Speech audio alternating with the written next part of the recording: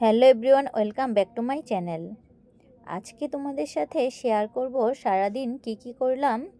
আর আমাদের বাসায় নিমন্ত্রণ করেছিলাম, আমার ভাইয়ের মেয়ের জামাই এসেছিল, সেই ভিডিওই তোমাদের সাথে শেয়ার করব। আশা করছি ভালো লাগবে।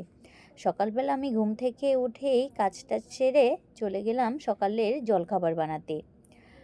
সকালের জলখাবার বানাতে তোমাদের দাদাভাই বাসায় ছিল, তাই তোমাদের দাদাভাই আমার সাথে হেল্প করেছে।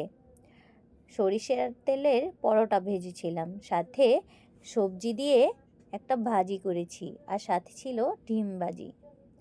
তাই ভাবলাম তোমাদের সাথে একটু শেয়ার করি, কিন্তু পুরো ভিডিও করতে পারিনি রান্নারও। একটু যতটুকু পেরেছি ততটুকুই তোমাদের সাথে শেয়ার করলাম। দেখো, তোমাদের দাদাভাই সকাল থেকে বিকেল পর্যন্ত আমাকে অনেক হেল্প করেছে। তোমাদের দাদাভাই একটু হেল্প করাতে আমার কাজও একটু তাড়াতাড়ি হয়েছে, না হলে আরও দেরি হয়ে যেত।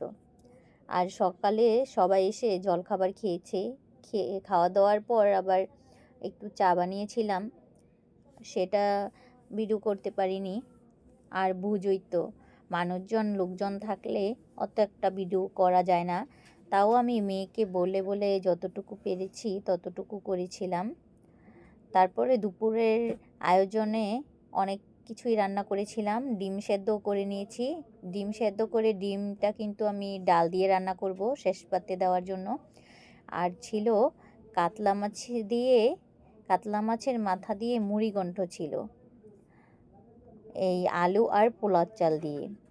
এই মুড়িঘণ্টটা আমার হাতের সবাই পছন্দ করে খেয়ে, তাই এই রুই মাছের মাথা থাকলেও আমি মুড়িঘণ্ট রান্না করি।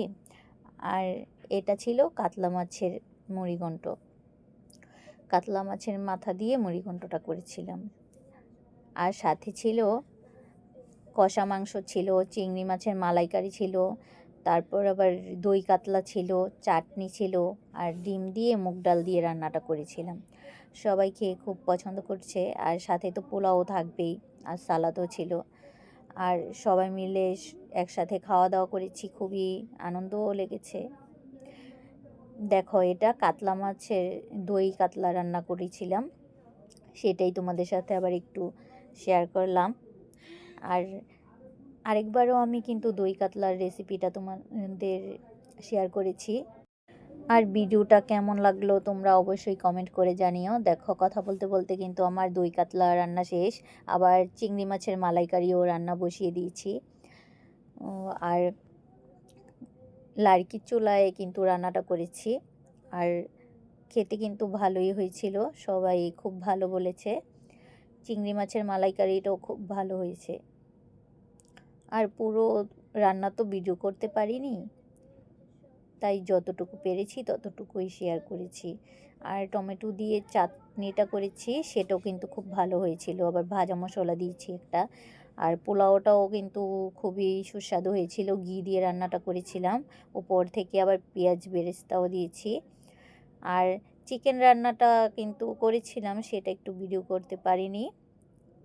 আর এগুলো ভিডিও করেছি, এগুলোই তোমাদের সাথে একটু শেয়ার করলাম। দেখো, ডিম দিয়ে এই শেষ পাতে মুগ ডাল রান্নাটা করেছিলাম। এই মুগ ডাল দিয়ে ডিমটাও কিন্তু খুব খেতে ভালো হয়েছিল। আর ভিডিওটি যদি ভালো লাগে অবশ্যই একটা লাইক কমেন্ট করে দিও।